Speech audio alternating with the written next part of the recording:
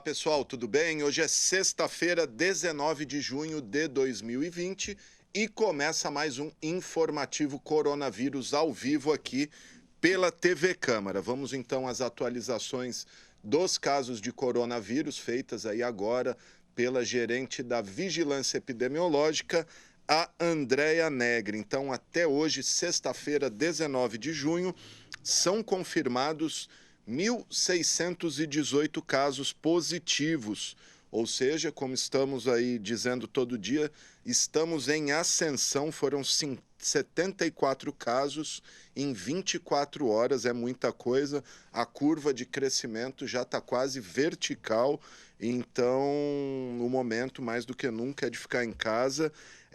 Foram confirmadas também 53 mortes acumuladas, 5 só nas últimas 24 horas. E temos aí a boa notícia de 887 pessoas recuperadas. A Andréia aí fez um pedido, né? Mais uma sexta-feira, mais um final de semana pela frente. Então, novamente, só sair de casa para atividade estritamente essencial. Além dos recordes de casos e mortes, batemos outro recorde negativo hoje, que foram mais de 200 internações em menos de 24 horas. Então, segundo ela, o vírus está circulando cada vez com mais força. Então, a hora é de segurar um pouquinho. Inclusive, ela citou o pessoal que sai para caminhar, fazer exercício, não está proibido, mas evita lugar que vai ter aglomeração, represa, as pistas de caminhada, tenta caminhar aí no bairro, um lugar que tem menos gente. Uma dica boa é o Lago 1 da represa ali, que tem pista de caminhada e está sempre vazio.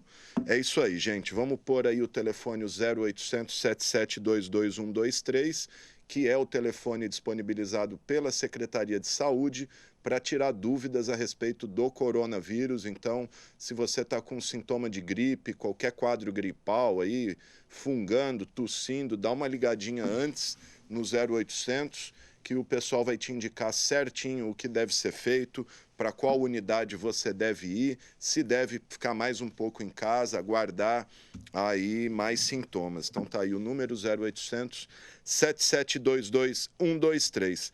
Temos também, lembrando que estamos ao vivo aqui pela TV Câmara, né? Tem aí os nossos telefones, o nosso contato, o nosso WhatsApp é o 991637905 e o nosso telefone fixo daqui da Câmara Municipal, 3214-7766. Fazer um balanço rápido aqui do mundo, né? Em todo o planeta, 8.242.998 pessoas infectadas, com pelo menos 445.535 mortes. Estados Unidos segue sendo o país com o maior número de infectados, 2.235.000 contaminados, e é também o país com o maior número de mortes, 120.250 vítimas.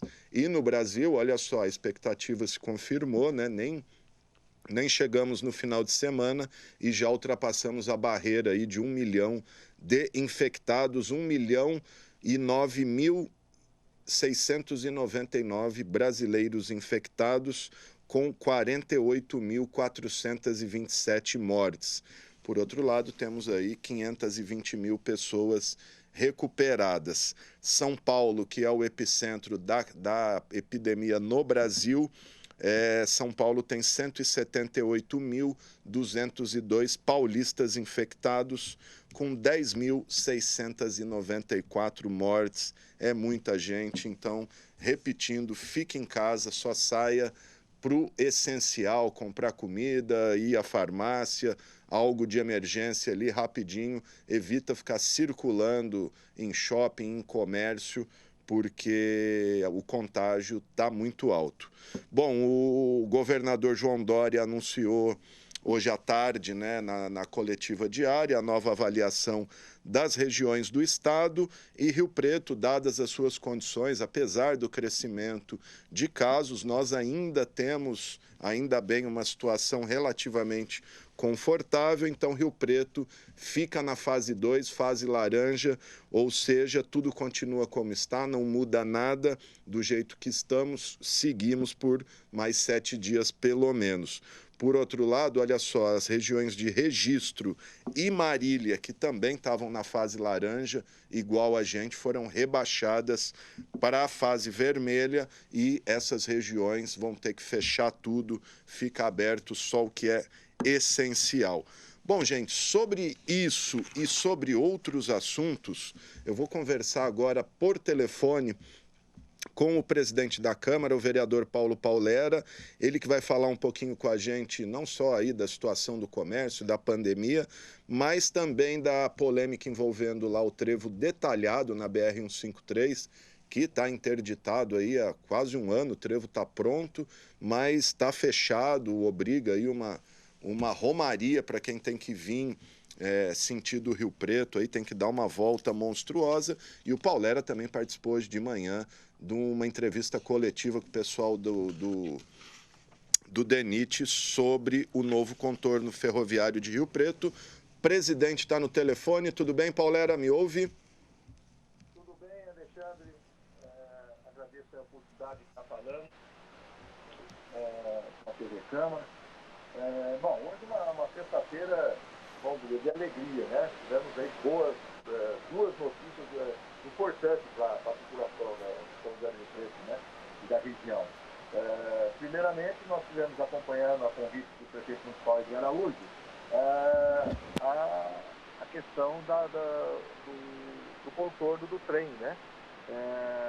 E essa boa notícia foi esse investimento de mais de 500 milhões que a Rumo vai fazer na retirada do trilho, né? Na realidade, vai ser retirado os trens, né?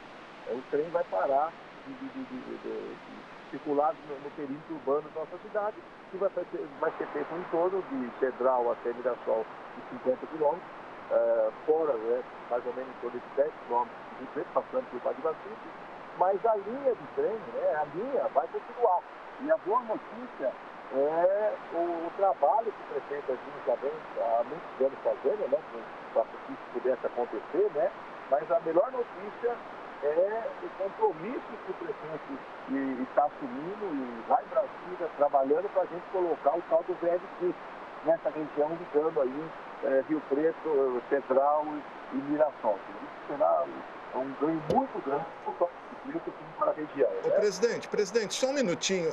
Eu vou pedir para refazer a ligação para o senhor, porque além de estar chiado, a gente não está conseguindo entender direito o senhor. Eu vou pedir para desligar e a Vivian vai ligar de novo para o vereador Paulo Paulera. Ele estava falando aí desse contorno, né, que a Rumo, que renovou o contrato de concessão com o governo federal, adiantou, na verdade, a renovação, e uma das contrapartidas aí vai ser o contorno ferroviário aqui, Cedral, Rio Preto, Mirassol, que é uma demanda antiga, né, das três cidades, principalmente Rio Preto, e principalmente depois daquele acidente no Jardim Conceição, que matou aí 7, 8 pessoas, uma das principais tragédias ferroviárias da história do Brasil.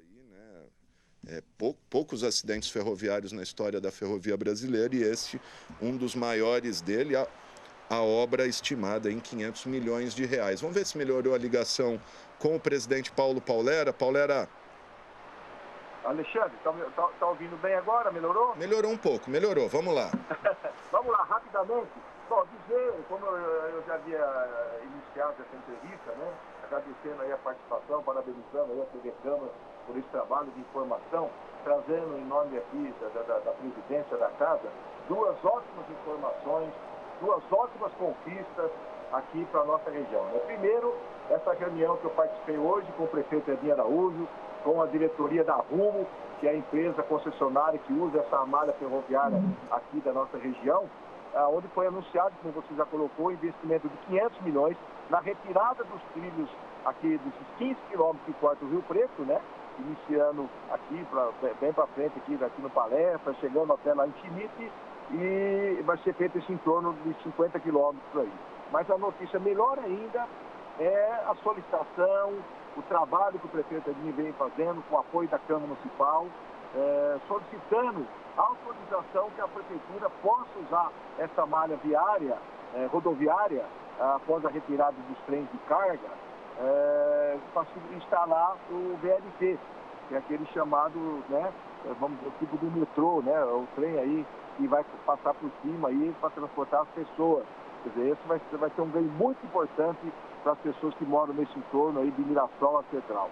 Então, realmente, nós estamos aí felizes, né, a gente que está aí fazendo essa política séria, com responsabilidade, em nome da Câmara Municipal, da Prefeitura, por essa conquista que a nossa cidade conseguiu.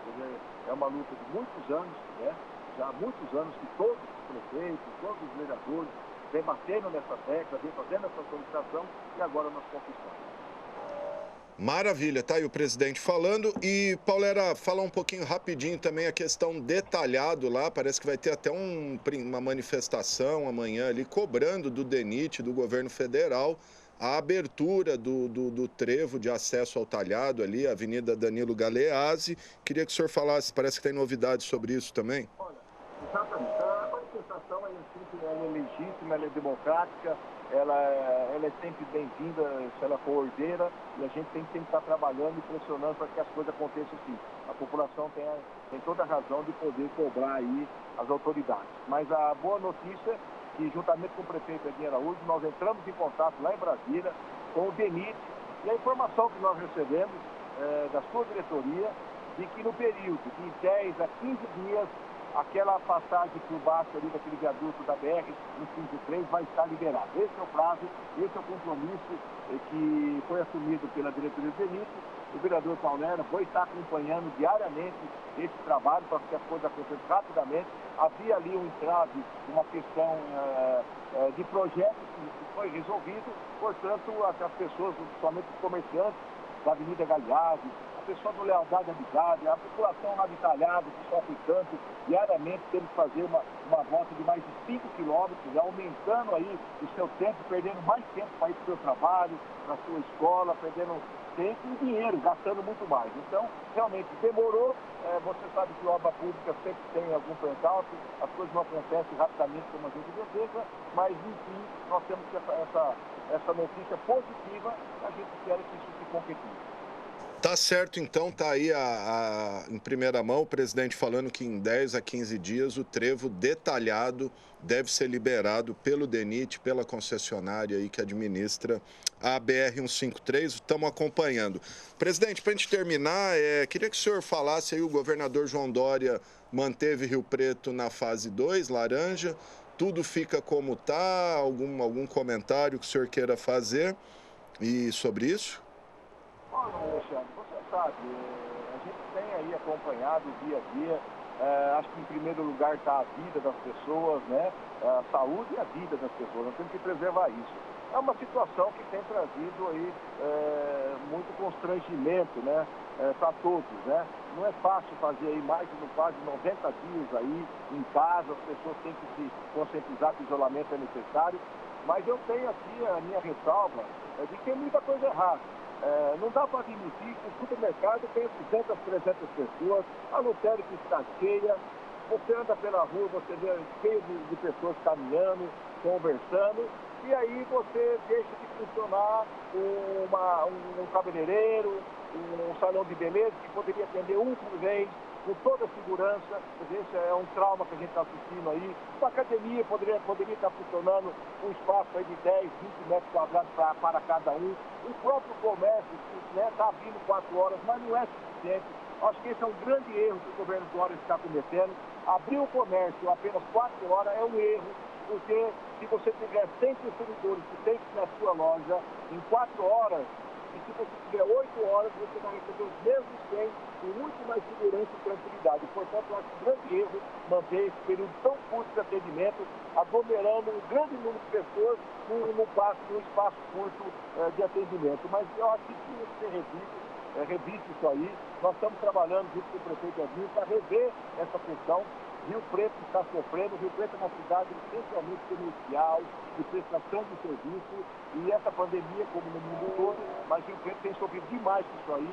Eu acho que as autoridades, nós que fazemos política, temos uma educação, e está brigando aí pelo nosso comércio, pelos prestadores de serviço, para que a coisa possa continuar. Porque senão, nós estamos vendo pessoas morrer, o que é lamentável, mas nós estamos vendo também, ao final dessa pandemia, morrendo muita gente, mas com certeza vai morrer muito mais as pessoas que dependem do comercial, do comércio, os diaristas, as pessoas autônomas que estão sem renda e não vão ter como sobreviver. Então é uma situação que a gente lamenta. Nós esperamos que, nós temos mais 7 dias até dia 28 para rever isso aí. Espero que a partir do dia 29 de junho a gente possa voltar com uma faixa um pouquinho melhor e as coisas possam voltar com tranquilidade, com segurança, que é o principal acima de tudo. Maravilha, presidente. Muito obrigado pela sua entrevista e estamos acompanhando aí sempre à disposição. Obrigado, viu? Obrigado, um abraço, parabéns, Alexandre, a toda a equipe da TV Câmara pelo trabalho, por essas informações que vocês estão dando para a população de muita importância. Um abraço a todos. Maravilha. Está aí o presidente da Câmara, vereador Paulo Paulera, trouxe 2 notícias importantes aí, liberação do trevo detalhado entre 10 e 15 dias e também a confirmação aí de que a Rumo vai dar início às obras do contorno ferroviário de Rio Preto, que é a longo prazo, né? Não é uma obra simples. A expectativa é que até 2026, daqui 6 anos, essa obra esteja pronta. Bom, na terça-feira a gente vai ter a 19ª sessão ordinária de 2020 e a gente tem as informações aí com a jornalista Vivian Lima com a ordem do dia. Vamos conferir.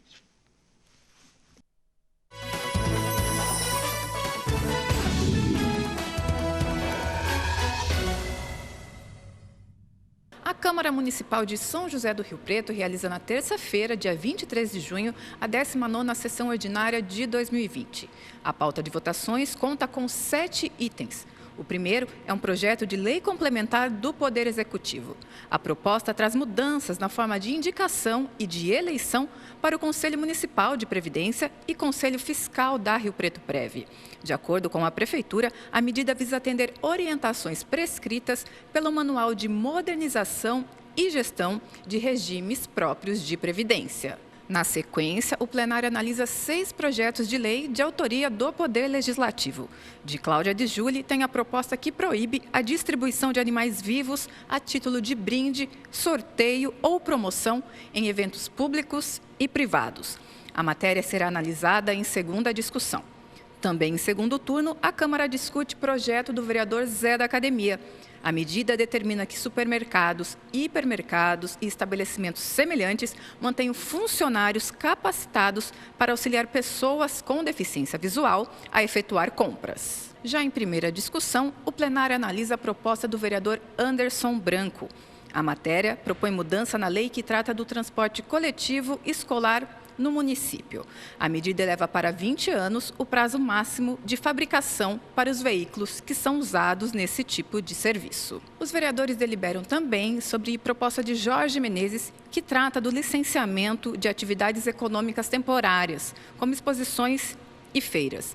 Entre as mudanças sugeridas está o estabelecimento de um prazo de 30 dias de antecedência para que os organizadores informem aos órgãos regulamentadores e também associações comerciais sobre o evento. Atualmente, esse prazo é de 90 dias. Para Menezes, o prazo atual é longo e inviabiliza a realização de algumas feiras aqui no município. Essa matéria será votada em primeira discussão. Também, em primeiro turno, a pauta traz projeto do vereador José Carlos Marinho. A medida se relaciona com o funcionamento do comércio em tempo de calamidade pública provocada pelo Covid-19. O projeto autoriza o atendimento presencial e a liberação de consumo nos estabelecimentos comerciais. A proposta determina que será preciso respeitar o distanciamento de 1,5 metro entre as pessoas, oferecimento de álcool gel, entre outras normas sanitárias. E finalizando a pauta, os vereadores analisam a legalidade do projeto de Celso Peixão. A medida estabelece que a administração pública direta e indireta deverão manter a integralidade dos contratos, assim como os pagamentos para as empresas ou empregados contratados, mesmo que haja redução dos serviços prestados por força do estado de calamidade pública e medidas de combate ao Covid-19. Para Peixão, assegurar esses contratos é uma forma de preservar o emprego e a renda de inúmeros trabalhadores. A sessão começa às 5 da tarde e a TV Câmara transmite tudo ao vivo pelo canal 4 da NET e também pelo sinal aberto no 28.2. Vivian Lima para o Boletim Câmara Notícias.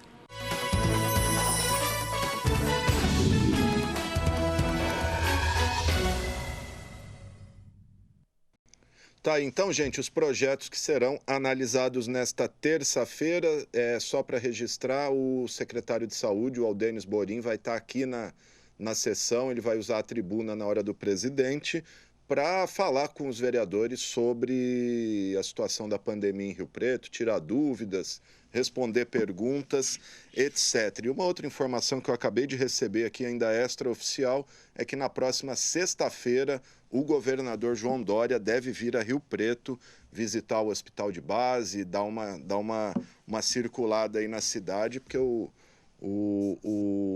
pessoal está esperando essa sinalização do governador, não está na agenda oficial dele ainda, mas recebi a informação que está nos planos do governador vir a Rio Preto na próxima sexta-feira, mas a semana que vem a gente acompanha isso certinho. Bom, gente, em tempos de pandemia aí as rotinas de todas as profissões, de todo mundo mudou, e uma delas é a do jornalismo, né? O pessoal trabalhando de home office, com máscara, evitando sair às ruas e principalmente as entrevistas virtuais. Bom, e sobre isso, cobertura da imprensa, novas rotinas, etc., eu vou conversar com o jornalista Rodrigo Carraro, ele é âncora da rádio CBN Grandes Lagos aqui de Rio Preto e vai bater um papo aqui com a gente sobre jornalismo e como é que estão as novas rotinas nesses novos tempos, né, Rodrigo? Tudo bem? Me ouve bem aí? Estou te ouvindo bem, sim, Alexandre. Você me ouve? Perfeitamente. Vamos lá, Rodrigo, cobertura da imprensa em tempos de pandemia, como é que você está acompanhando aí? O que mudou na rotina do rádio? Se é que mudou, né? No rádio, normalmente já é ali por telefone mesmo. Mas conta pra gente como é que estão esses novos tempos aí, esse novo normal. Bom, Alexandre, desde o início dessa pandemia, para a gente é um novo normal também, né? Porque a cobertura passou a ser dedicada à Covid-19, como não podia deixar de ser, né? Então, a nossa rotina agora, claro, é ficar de olho também em tudo que está acontecendo, não tem jeito, né? Ficar de olho na política, na economia, né?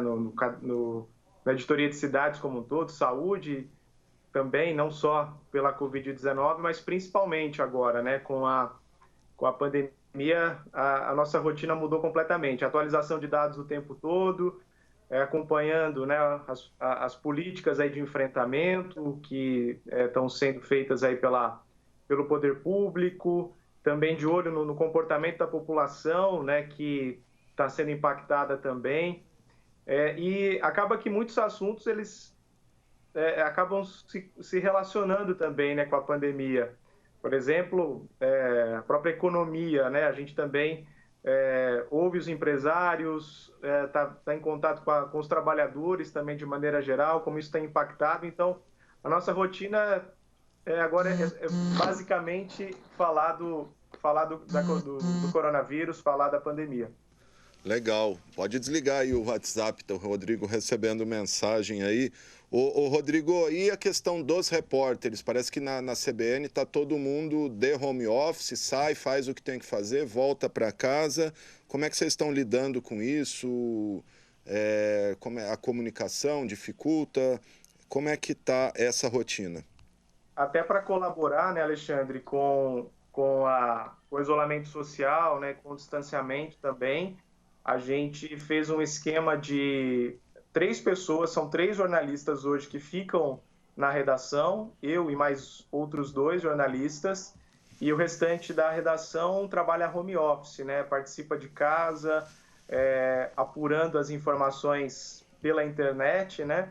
E também fazendo participações por telefone e colaborando virtualmente. É uma maneira que a gente encontrou. Claro que não dá para todo mundo ficar em casa, né, trabalhar de casa, tem que ter alguém no estúdio. E então a escolha da direção foi justamente esse esquema, né, de parte ficar na redação e parte trabalhar de casa, colaborar de maneira virtual. Legal. Ô, Rodrigo, mais do que nunca nesses tempos aí, a informação de qualidade é imprescindível. Como que você tem analisado a cobertura da imprensa em relação ao Covid, especificamente a imprensa de Rio Preto? Claro, a gente não é um ombudsman de ninguém, mas é uma análise. A gente quer saber como que você encara a cobertura da imprensa de Rio Preto em relação à pandemia. Então, Alexandre, a gente percebe que a imprensa como um todo também está envolvida, né, com o coronavírus, com a cobertura, com os dados acima de tudo, né, e também com todo o impacto que a pandemia tem provocado. Mas até um questionamento que eu fiz com alguns colegas e a gente até conversou um pouco sobre isso, né?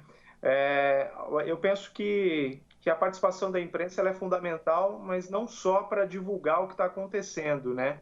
Mas o papel da imprensa também é o de cobrar, né? De apontar as responsabilidades e, de fato, provocar que não só as autoridades de saúde, né, o poder público, mas também a própria população colabore, né, faça também a parte dela, porque a gente tem, até por conta, né, do isolamento social, a cobertura ela é à distância também, por uma necessidade, né, e eu acho que isso acaba sendo ruim, embora seja necessário.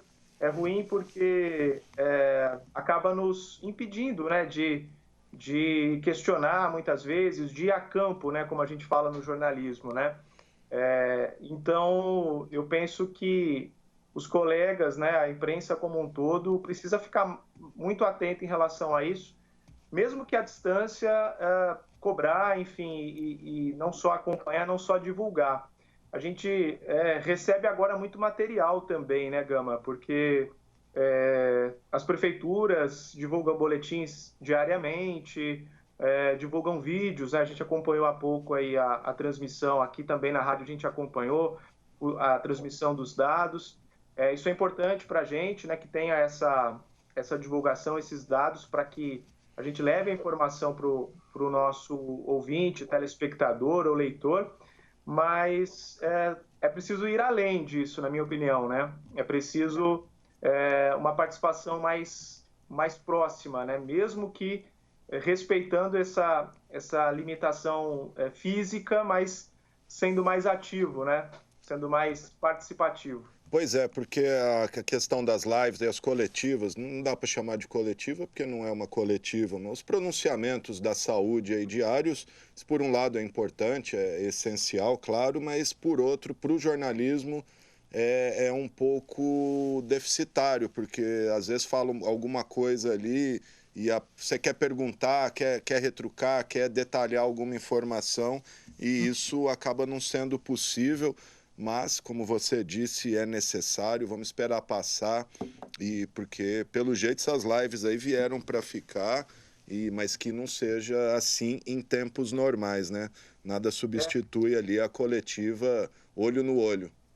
Sem dúvida, mas a minha preocupação com isso Alexandre, de nós, jornalistas, nos acomodarmos em relação a isso, né?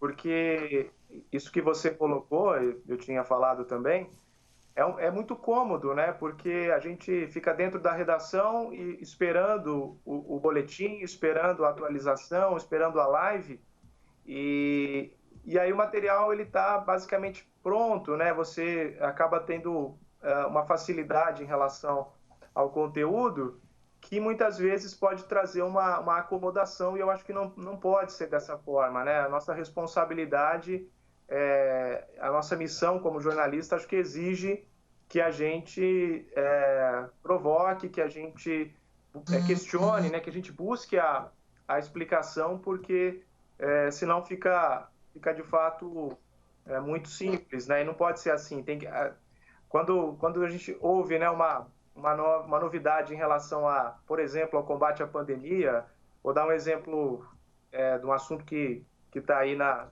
mídia dessa semana, né? O prefeito Edinho fez uma proposta para o governo do estado em relação à ampliação em 1 hora, né, no comércio, e que a prefeitura chamou de um mini lockdown, né, aos domingos e segundas. A gente recebe essa informação, mas acho que é fundamental que a gente cobre quais os fatores, né, o que a prefeitura levou em consideração, o que o comitê gestor achou, defende, né, que entende que aquilo possa trazer menos aglomerações. Qual que é o embasamento técnico daquilo, né? Só para citar um exemplo, acho que às vezes a gente recebe o material já pronto e só reproduz e não deve ser desse jeito.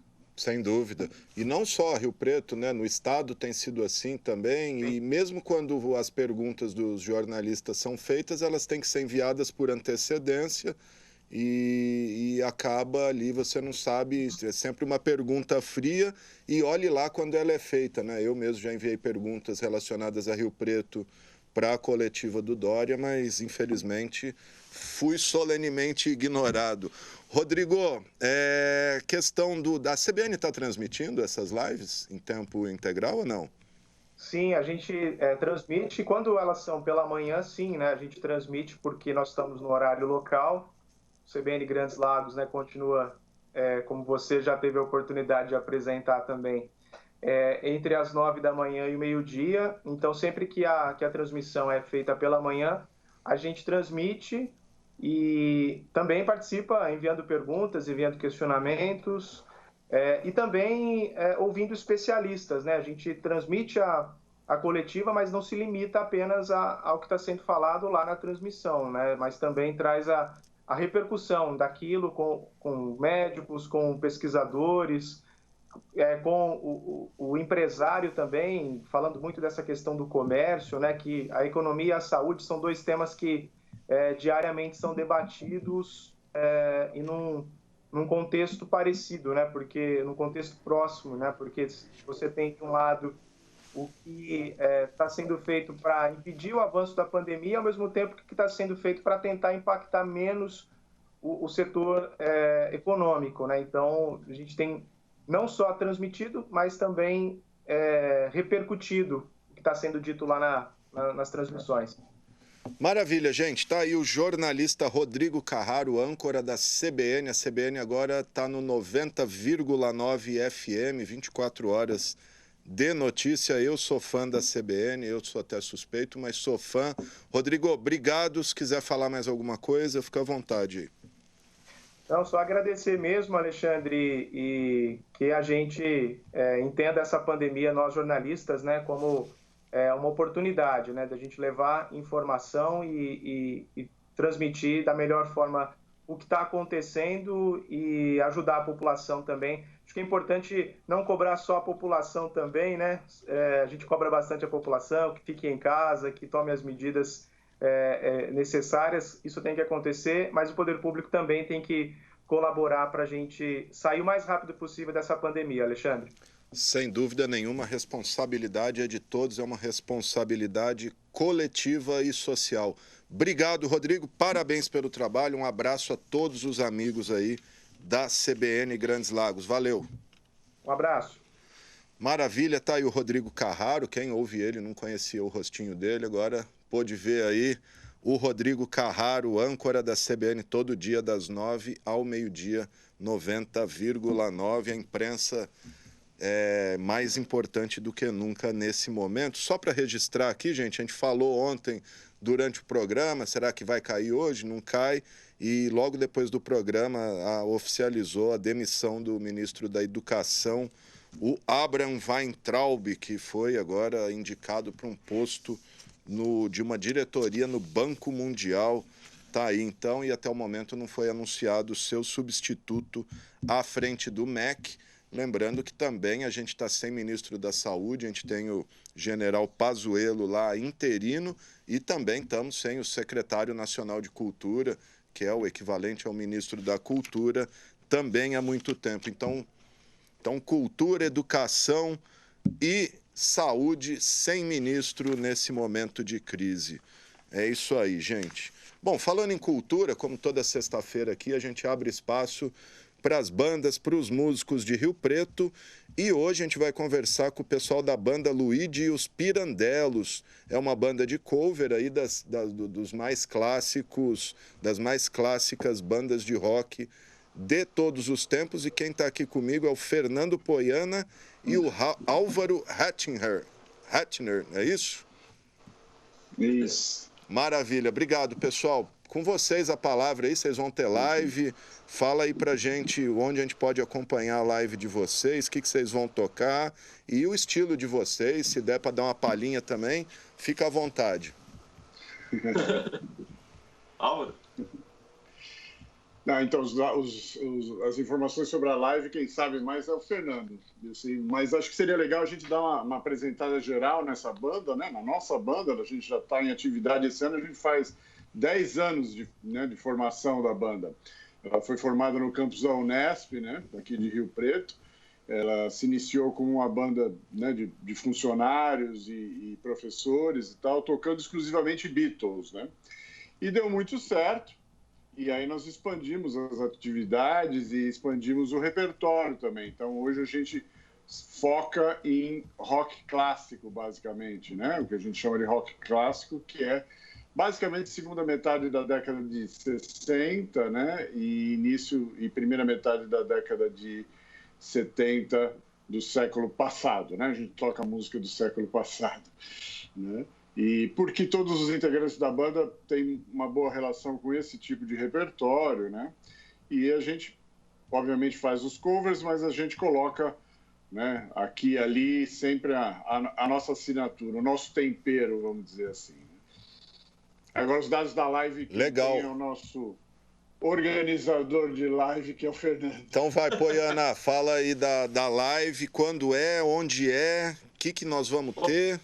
Fica à vontade. Bom, primeiro, boa tarde a todas e todos. É um prazer estar aqui no programa de novo, né? Há um mês, mais ou menos, eu estive aqui com a minha outra banda, que é a banda de blues, a Bebop Blues. E, bom, então, informações sobre a live, né? Essa, de alguma forma, como o Álvaro falou, a banda faz 10 anos esse ano. E o Álvaro é o membro fundador da banda, tal, um dos membros fundadores da banda. Dos que fundaram é o único ainda que continua na banda, tá? Porque a banda passou por várias formações, né? Eu não sou da formação original, por exemplo. Mas a live, então, né? Essa live ela vai acontecer dia 27 de junho, então finalzinho desse mês. É um sábado, vai acontecer às 18 horas. Então, quem quiser assistir tem que se inscrever no nosso canal no YouTube, Luigi e os Pirandellos. Né? Só digitar que vai ser direcionado para o canal diretamente. Acho que não é um nome muito comum, então é bem fácil de achar, né? E então é só se inscrever no nosso canal e daí a pessoa já vai ser lembrada, né? Ativa aquele sininho clássico lá do YouTube para ser lembrado do dia e horário da live. E então essa live vai acontecer dia 27, como eu falei, às 18 horas. O repertório basicamente vai ser um pouco do que a gente faz mesmo, né? Que é o que o Álvaro falou, rock dos anos 60 e 70, basicamente, né?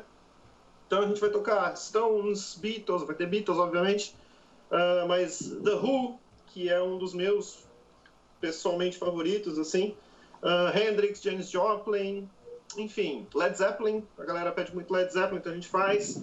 E quem quiser voltar, por exemplo, pode ir ao Facebook da banda Luigi e os Pirandellos, tá? A gente tá dando a oportunidade para as pessoas ajudarem a banda a montar o setlist para essa live. Então, se você gosta de participar de enquetes e tudo mais, tem uma enquete rolando nesse exato momento, né? Você pode ir lá escrever o seu textão defendendo essa ou aquela música e tal. Por enquanto, Led Zeppelin está ganhando do Doors, mas quem sabe vocês conseguem virar esse placar, né? Tal. Então, assim, essa já é a segunda enquete. A gente fez uma anteriormente, o pessoal participou bastante. Então, essa vai ser uma live... a ideia dessa live é que ela seja interativa já na montagem do setlist mesmo, né? Para que as pessoas possam participar. Porque, em geral, quando a gente toca normal, todo mundo que toca na noite sabe disso, sempre vem aquele clássico guardanapo com algum pedido de música, né? E, às vezes a banda toca, às vezes a banda não toca, porque nenhuma banda é uma jukebox, né? E que bom que não é, né? Porque senão não tem estilo. Tem sempre o Toca Raul ali no meio, né? Toca o Raul. Toca Raul aí. É a que mais tem. Sempre tem. Mas então dessa vez a gente resolveu, como não tem bar, né? Agora tá tudo fechado, obviamente. A pandemia tá claramente fora de controle, né? Então, como vai demorar para esse bilhetinho clássico começar a aparecer nos shows, né? A gente resolveu criar esse bilhete virtual, digamos assim. Então a gente dá umas opções para as pessoas e quem quiser pode votar na sua música favorita e vai que ela aparece lá na live, não é? Bom, é uma escolha difícil que você pôs aí, LED ou Doors, hein? É difícil escolha aí, É que você não viu a próxima.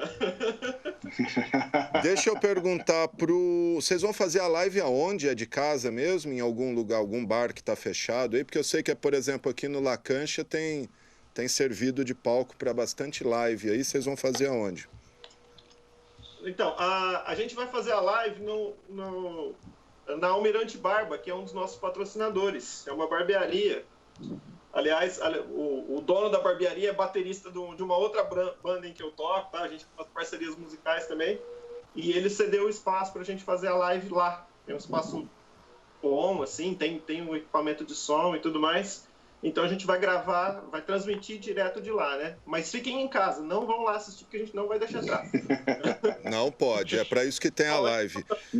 Deixa eu perguntar... Não adianta ir nem de máscara. Nem de máscara, nem... Ô Álvaro, deixa eu perguntar para você, porque como fundador, da onde veio esse nome, Luigi e os Pirandellos? Essa é uma pergunta que a gente ouve bastante.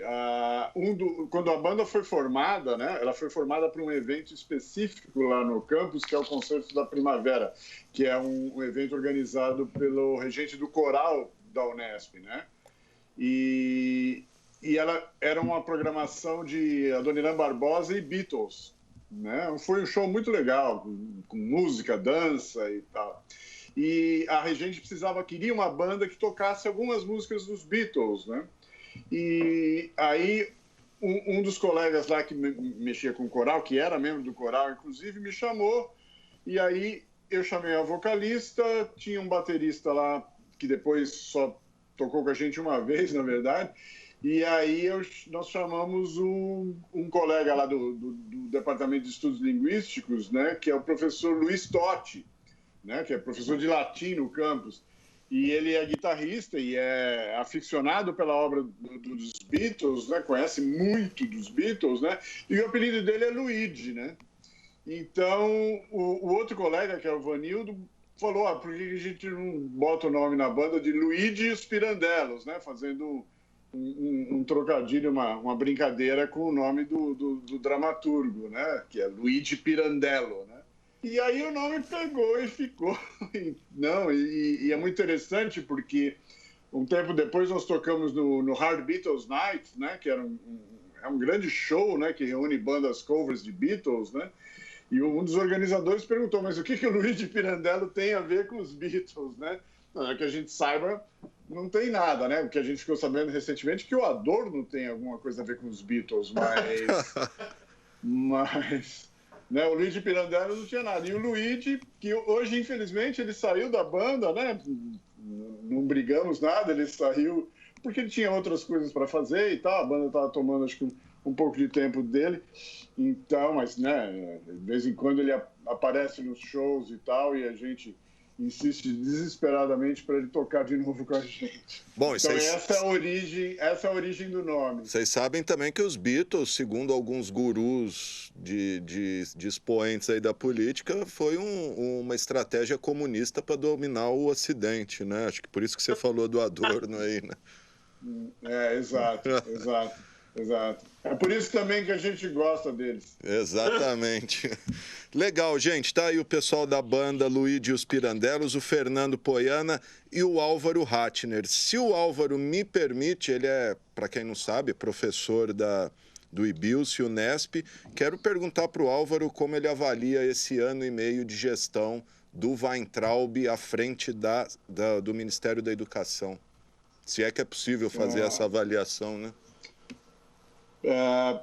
Deixa eu achar minha lista de adjetivos negativos aqui. Peraí, eu não sei onde é que ela está. Não, eu acho que não tem avaliação, na verdade, porque não tem nada, né? A não ser medidas negativas, medidas que foram, né? Até no último instante houve uma revogação, né? Da medida que favorecia a presença na pós-graduação de diversos grupos, né? De negros indígenas. Negros e indígenas, né? Então, não houve gestão de educação. Na minha leitura, não houve gestão de educação esse ano, né? Em nenhum aspecto, né?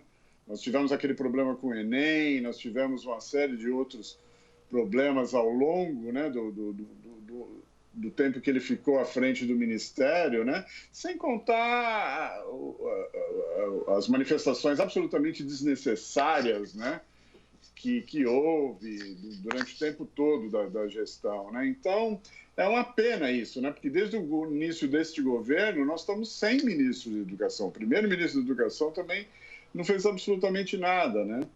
E é muito triste isso, né? Porque nós estamos vivendo num país onde, na minha opinião, pelo menos as 3 pastas principais estão desatendidas, né? Pois é, acabei de falar isso aqui. Acho que a maior prova do desastre que foi o Weintraub, aquele vídeo de despedida dele ontem, né? Que é ridículo. Né? E nem para ele falar, olha, presidente, estou saindo, mas eu fiz isso, estou deixando. Esse não falou um projeto que ele fez ali. Enfim, é isso aí, então. Vamos torcer para melhorar. Senhores, obrigado. Se quiserem falar alguma coisa mais, fica à vontade aí. Você perguntou para a live, né? Vou falar rapidinho os patrocinadores aqui, porque ela só é possível por causa da generosidade de algumas pessoas aficionadas por rock aqui da cidade que toparam bancar a estrutura, tá? Porque fazer uma live não é fácil, né? Então, assim, se você me permite, eu queria falar dos patrocinadores. Posso rapidinho? Claro, fica à vontade. Então, ó, essa live... Lembrando, né, a live acontece dia 27/6 às 18 horas e ela só foi possível organizar toda a estrutura por causa das seguintes empresas que eu vou falar aqui, então, né, empresas, estabelecimentos comerciais e tal. Então, a Multivias, Asta e Bilce, Caseiro Lanches, Almirante Barba, Ash American Smokehouse, Cervejaria Maltesa, que é de Ribeirão Preto, a gente tocou lá uma vez e tal, e os caras toparam bancar parte da live aqui. A Hammer Instrumentos Musicais, que sempre me apoia aí.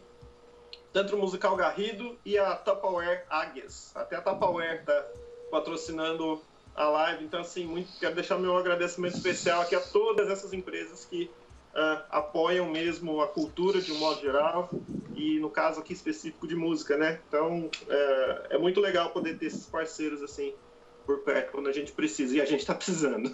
Sem dúvida, não só vocês, toda a área cultural, todo o agente cultural aí está precisando, por isso que a gente abre o espaço aqui, não só para os artistas, mas faz questão também de deixar o reconhecimento a quem está ajudando e patrocinando esse pessoal. Obrigado, viu, gente? Bom, o Poiana já é freguês aqui e o Álvaro eu quero deixar convidado já 1 hora para a gente debater mais profundamente aí, educação, cultura, etc. Viu, Álvaro? É só chamar. Obrigadão, viu, gente? Grande abraço, sucesso aí na live. Sábado que vem, então, dia 27 de junho, 6 horas da tarde. Entra lá no YouTube da banda Luigi e os Pirandellos para ouvir um pouco de rock and roll, desse rock and roll clássico, que é o melhor de todos, na minha opinião. O meu gosto é o melhor de todos. Obrigado. É isso aí, gente. E assim a gente encerra o informativo Coronavírus desta sexta-feira. Tivemos o trabalho técnico do cinegrafista Gilmar Esquive, controle mestre Fernando César, GC e produção de Eduardo Máximo e Vivian Lima e do operador de áudio Flávio Furlaneto. Lembrando que o momento é seguir as orientações das autoridades sanitárias, permanecer em casa, sair só para aquilo que for essencial. A gente volta na segunda-feira com mais informações e a gente termina aí com um pedacinho de um show do Luigi e os Pirandellos, já para esquentar aí para sábado que vem. Até segunda. Come on, take it. Take another little piece of my heart.